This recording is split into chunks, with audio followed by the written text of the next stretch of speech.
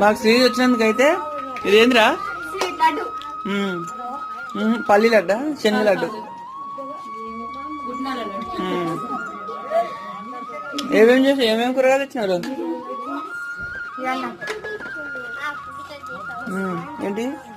బెండకాయ, టమాటా, కొత్తిమీర, పచ్చిమిర్చి, దోసకాయ, ఆలుగడ్డ, వంకాయ.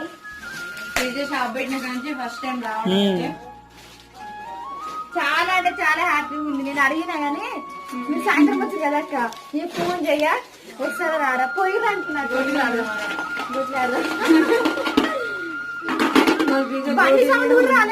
ఆడబెట్టి ఆడ